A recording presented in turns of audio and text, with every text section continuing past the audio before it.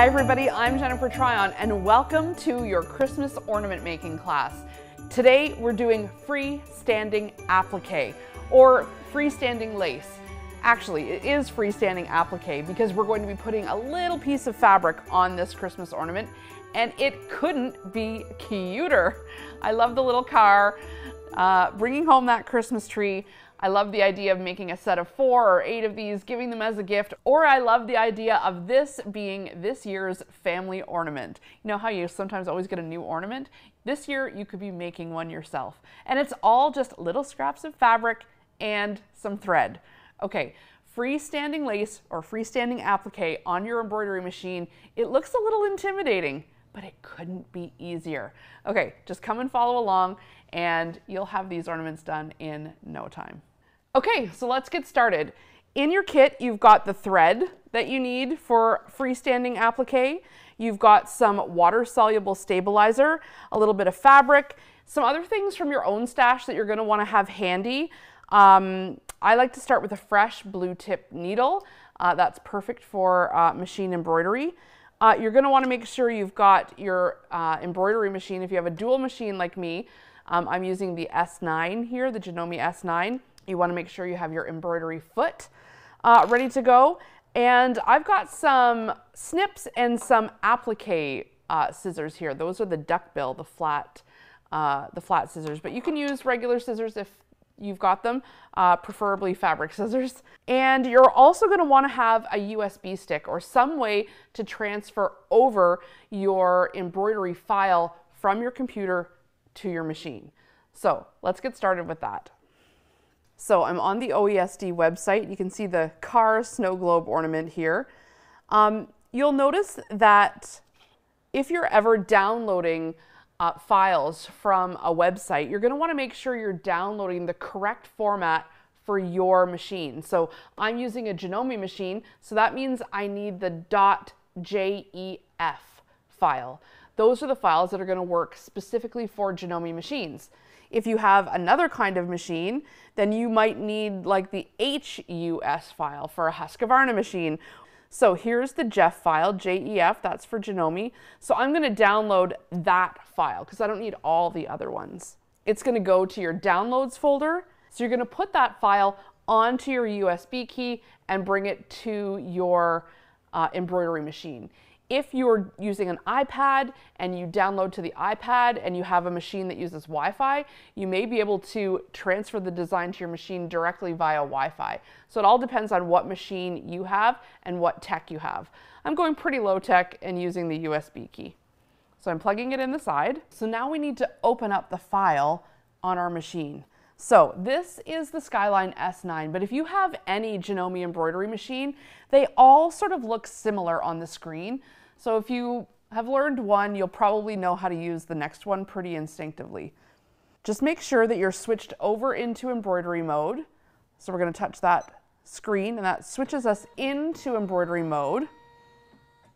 And now here's where you would call up the files that are already come preloaded in your machine. These are the fonts, and then this is just a blank screen. So that's what we want, a blank screen. And then we can open up our files. And this is what's saved in your actual sewing machine. And this is what's saved on your USB key. So in my EMBF folder, I've got a couple things, and there is the car snow globe. The first thing I want to do is make sure I've got the smallest hoop that this ornament will fit. That way I use the least amount of stabilizer possible. That is, unless you plan to do more than one. If you have a gigantic hoop and you want to do 4 at once, hey, great. But we're just doing one at a time here. And so I'm going to choose my hoop, and it only highlights the hoops that the size of the file will fit in. This is basically just as a fail-safe so that you don't accidentally put a design on your hoop that's too big and then suddenly the machine's like trying to embroider into the plastic hoop. That's not good. So you can see the smallest hoop that my machine comes with is grayed out. I can't even choose it as an option.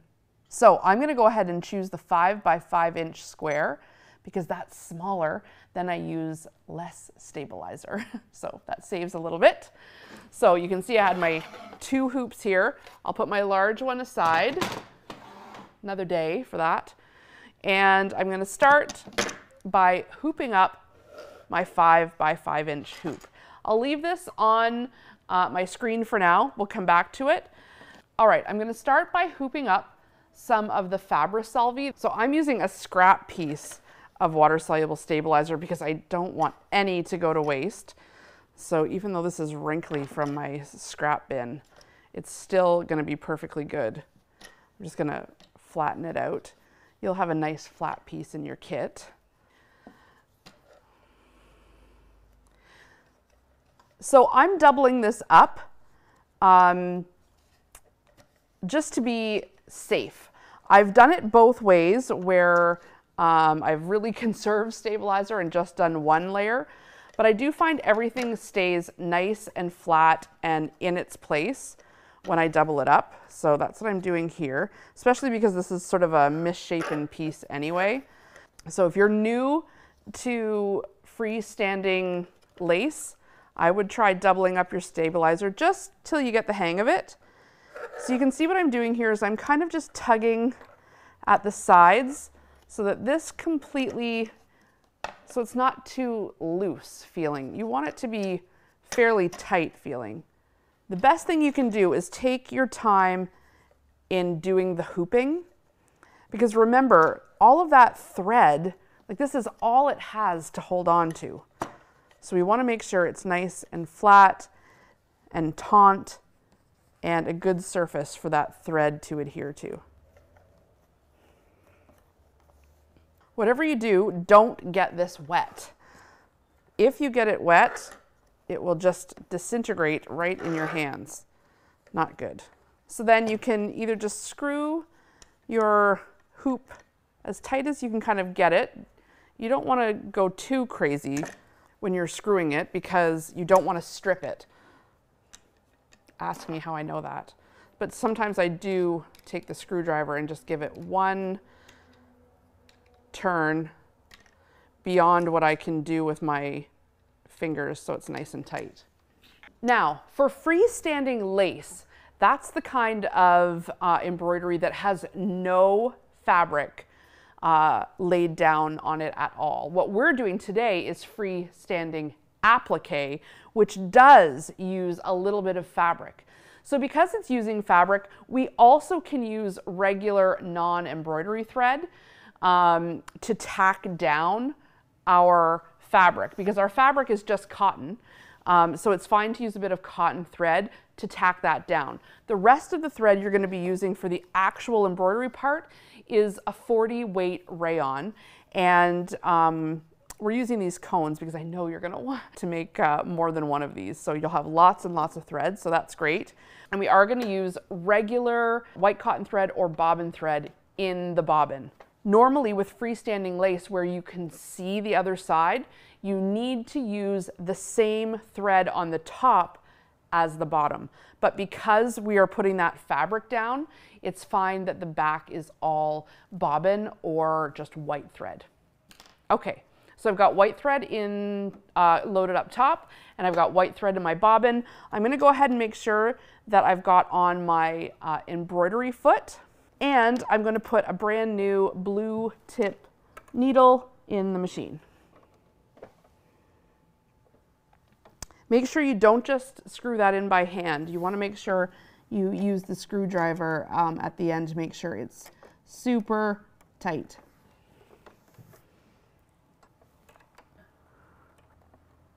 And then I'm just threading the needle here. All right, my presser foot is up. I'm going to put my hoop, being sure not to catch the needle or anything, just with that stabilizer hooked up, onto my embroidery machine.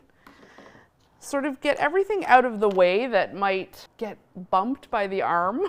Now on your instructions, it's going to show you the order in which the file is going to stitch things out for you. So the first thing that's going to get laid down is what's called the white fabric placement stitch.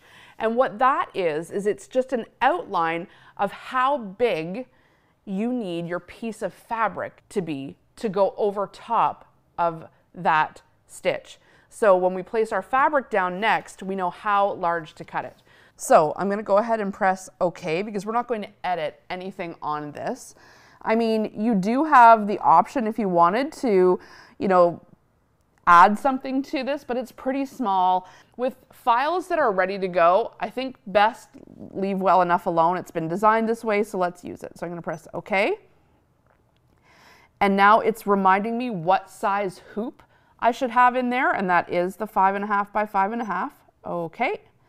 And now this is the screen that we're going to be embroidering from. It's going to tell you how many, there's 11 times we have to change the thread. That seems like a lot, but we'll be getting good at it by the end. It's going to take 48 minutes to totally stitch out. And we're right now operating at 600 stitches per minute. That'll change if you alter the speed here. So you can see it went up to 700 stitches per minute, now 800 stitches per minute. I kind of like to keep it not at full tilt, so 700 is probably good. Down here, this list, this is a feature of the S9. It will show you what thread color is coming next. So you can have that on standby. That way you know, kind of where you are in the design. All right, so now all we have to really do is press start, and it's going to give us that first fabric placement stitch. And for that, I'm just using the plain white cotton thread on top and on the bottom. So I'm just going to press start. And we're going to let it stitch 3 stitches. 1, 2, 3, and then I'm going to stop, and I'm going to just use my snips, and I'm going to cut that tail. This is a good habit to get into when you're embroidering. So I'm just snipping that long tail, and now it's not going to run over it. I'm just going to press start again.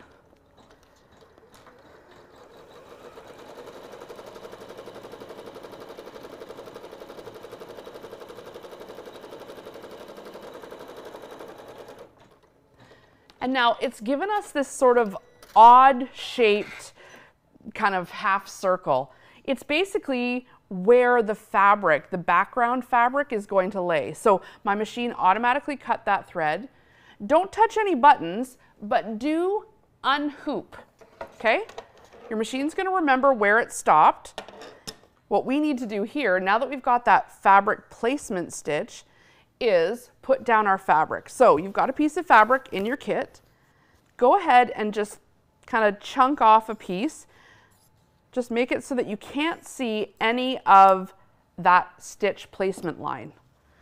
The fabric needs to cover that, because what's going to happen now, as you can see in the instructions, the second step is the cut line and tack down. So what happens is it's going to sew directly over top of that again, and then now the fabric is sewn down to the stabilizer. So back onto the machine. As long as the fabric is covering that placement stitch line, you're going to be good to go, and you can just press start.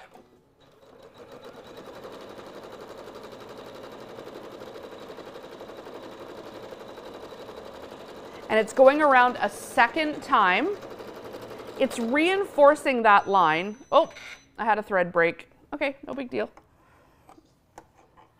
It happens. Now you'll notice I'm using still the white cotton, and it could be breaking because white cotton thread isn't normally what you use to embroider. And we're going at a very hard top speed here, and we're doing a stitch that white cotton thread really isn't cut out for. But we don't want to waste our really good, more expensive embroidery thread on the cut lines. So that could be why my thread broke here. Just a little guess. All right, I did my couple stitches. Now I'm going to get under that needle again and just get rid of that extra tail because we don't want to sew over it. There we go, and press start.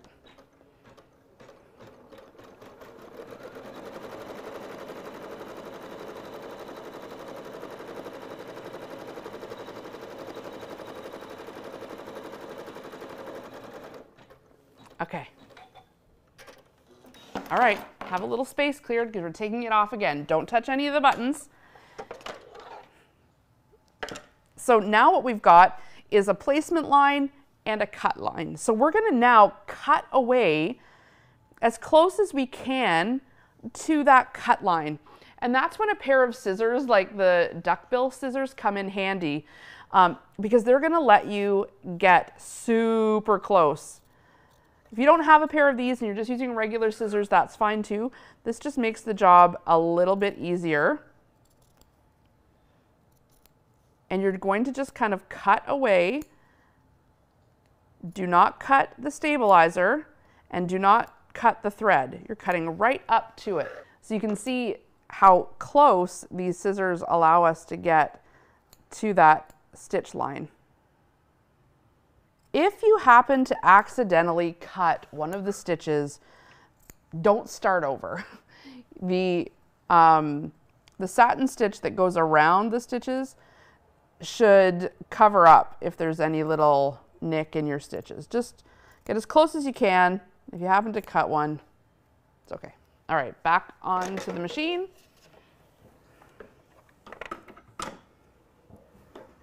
On my machine, it's saying we've got blue shading coming up next. So I'm taking my sort of icy blue color that came in the kit, taking off my white, and now we're ready to actually get embroidering. When you're using these cones in a machine where the thread delivery is horizontal like this, you're going to use a small spool pin, and it's going to go in with the teeth directly inside the cone, just like that. And then thread your machine like usual. I like to put my presser foot down when I'm threading. Just gives a little bit more space. And I can press start. Just do a couple stitches and then cut that longer thread and go.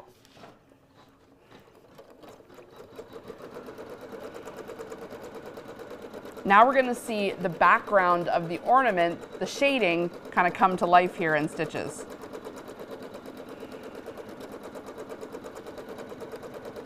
And your job is really just to kind of watch in awe.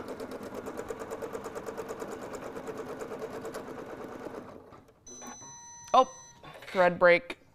When you're using thread that has a horizontal delivery like this machine does, like the thread's not standing up like this, you want to try and use the smallest spool pin you have. So your machine might come with one that looks like that. This would be the time to use it. So you're going to lay your thread down in and then put on that smallest spool pin. These are the kinds of things that can help, you know, change the spool pin, change the thread, change your needle if things are routinely breaking. Couple stitches.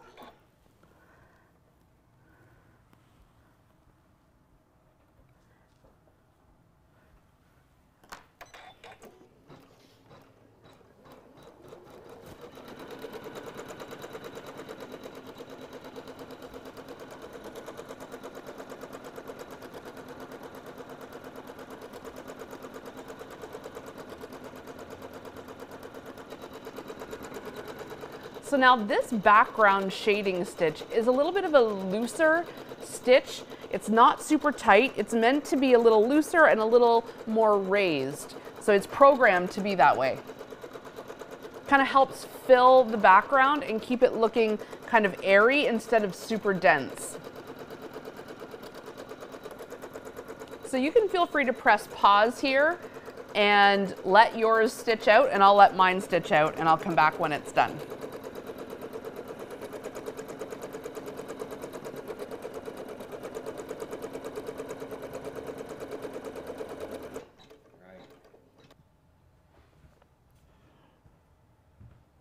Okay, so that stopped stitching out. It now says we're ready for white. So take it off of the machine. It looks, when you feel it, even kind of fluffy, like snow, like a snowy background. Okay, got tons of thread. Put that spool cap in. There's lots of threading and unthreading. Start with a blunt end when you're threading. All right, press our foot up and put the hoop back on.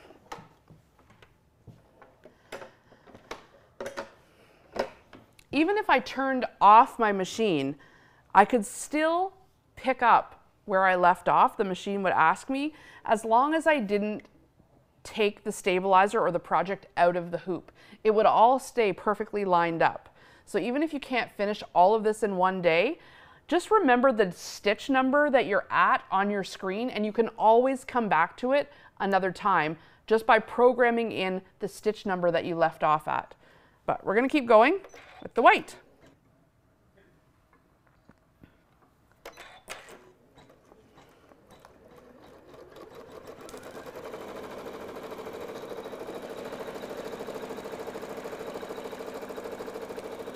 So this is where a lot of the more dense embroidery is happening. You can see in these first two passes in the bottom part of the ornament that it's sort of laying a foundation of stitches, and then it's going to go over those stitches in the opposite direction. This is to give the ornament stability, because remember, that stabilizer is going to wash away. So all that's going to be left there is that thread. So it's got to be woven together in a way that allows it to maintain its structure. We're sort of watching the magic happen as it as it unfolds.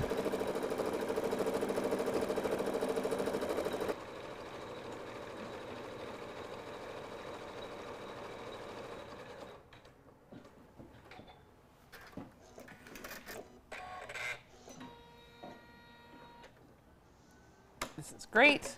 Now look, we've got all those great sort of snow swirls now that are starting to develop at the bottom. Looks very cool. Okay, I'm back with my frosty blue color now.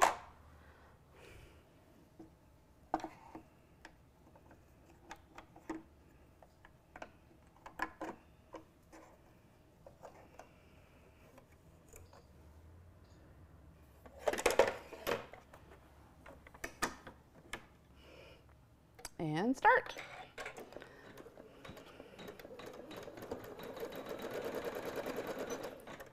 And get rid of that tail. So you're getting the rhythm now. It's the same thing each time. Change the thread, cut the tail. This stitch is really cool. I love how the machine can change the size and the density all in the stitch.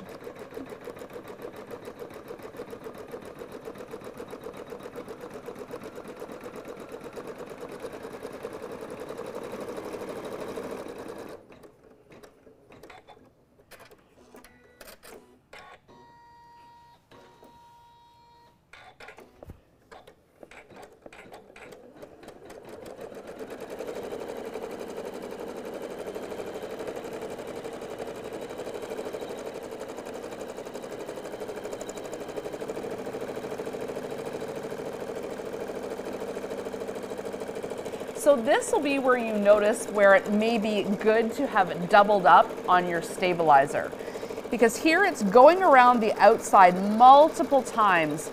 If your stabilizer was too thin, you might end up putting a hole in it. So this is why I like doubling up on the stabilizer.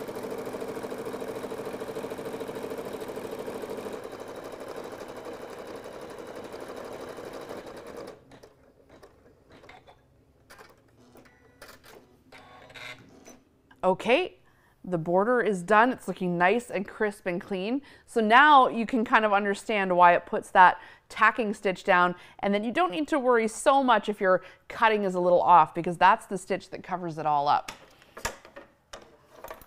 And see how nice and perfect it looks there. Okay, next on our list, green. When you do a lot of these embroidering projects, you get very fast at threading your machine. All right, hoop goes back on for the green layer.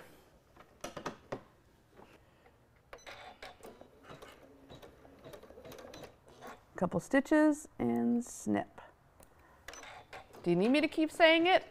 I'll keep saying it just in case.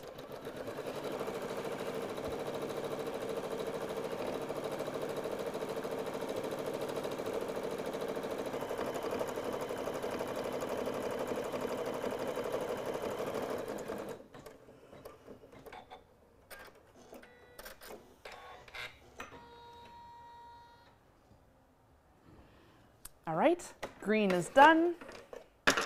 Looks great. On to the pink.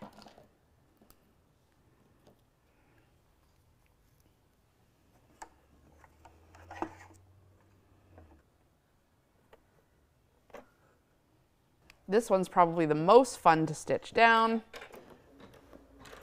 The pink car kind of makes the whole thing. Snip that thread. Here we go.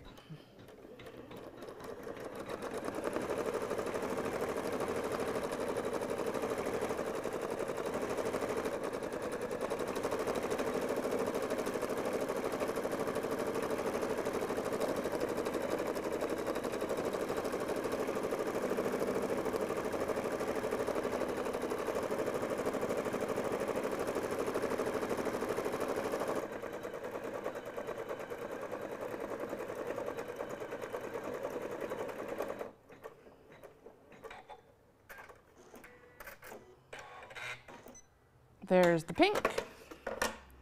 So cute. I love it about this stage where you can really see it coming to life. Okay, next up is the tan kind of color, sort of this light shade. And so I hope by now you're sort of realizing that this kind of embroidery is more methodical than it is hard.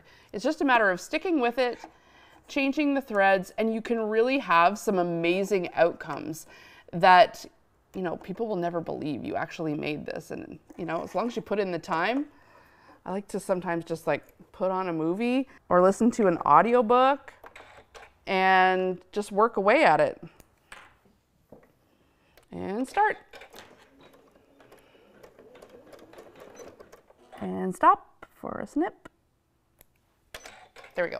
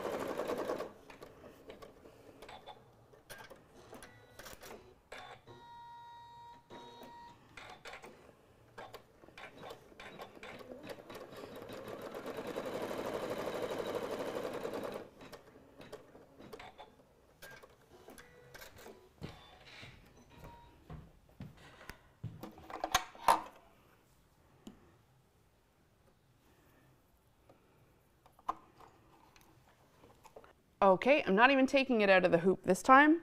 I'm just going right to my green.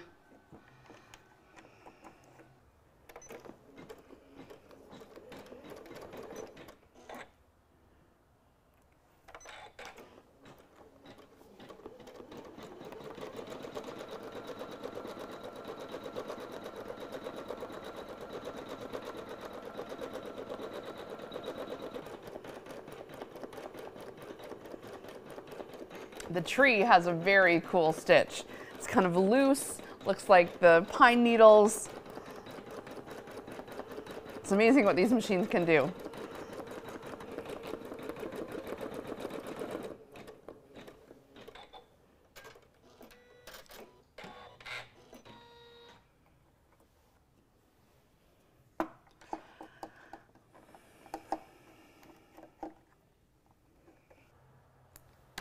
And we're almost there.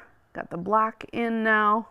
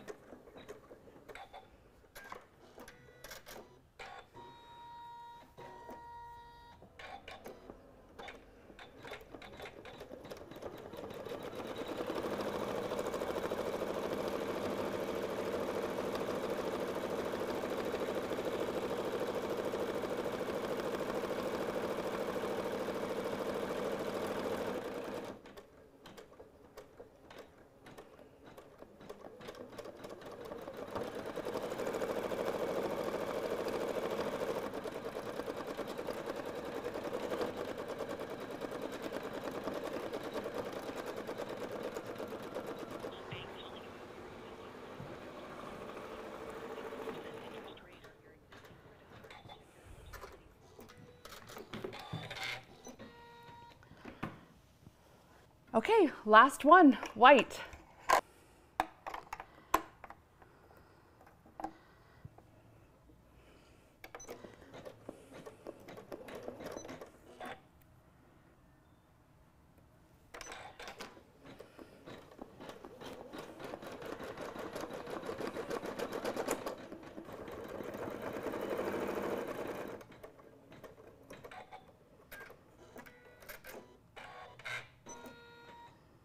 That's it.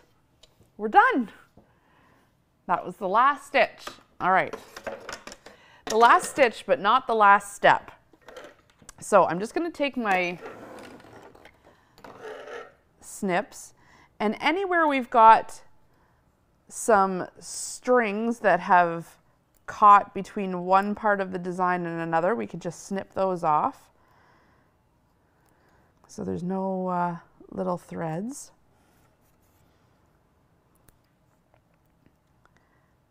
All right, that looks pretty good.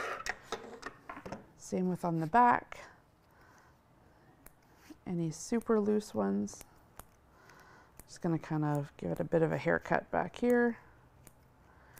Now, you could make a second one of these and put some iron on afterwards on the back and iron them together so that you don't see the other side. However, I kind of feel like this is gonna the back's gonna face the tree anyway, so I'd rather not waste the material and the thread. I'd rather just make a second one and have it showing. So now that you're done, you can take it out of the hoop. Be sure you're done before you take it out of the hoop. All right, I'm just gonna pop it out. And so now we've got our ornament on our water-soluble stabilizer. Now, I could just go ahead and dunk this whole thing in the sink or in a bowl of water or whatever, but then I'd be wasting all of this perfectly good water-soluble stabilizer. So instead, I'm gonna cut it away so that I can save these pieces that have been folded over. You know, I'm gonna be careful not to cut my actual thread. That'd be terrible if I did that now.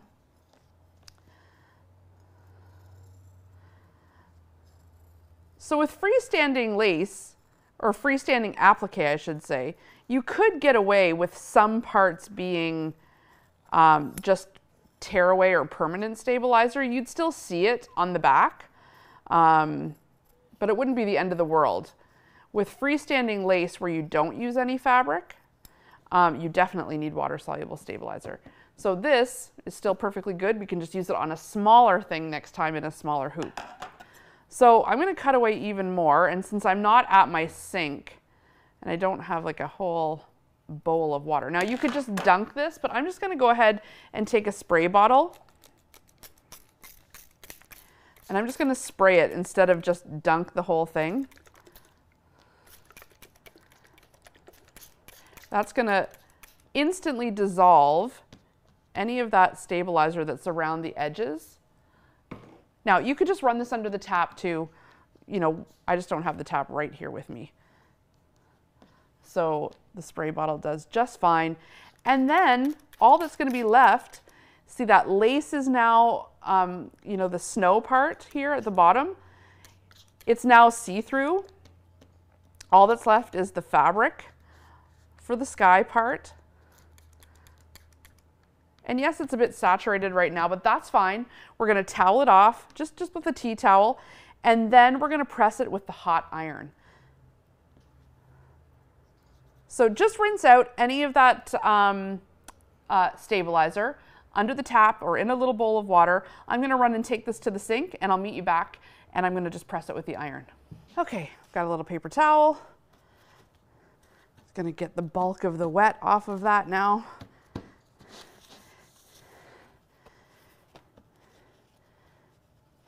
So now you can let this air dry. It might dry a little like rumply or wrinkly. So I want you to just press it with your hot iron.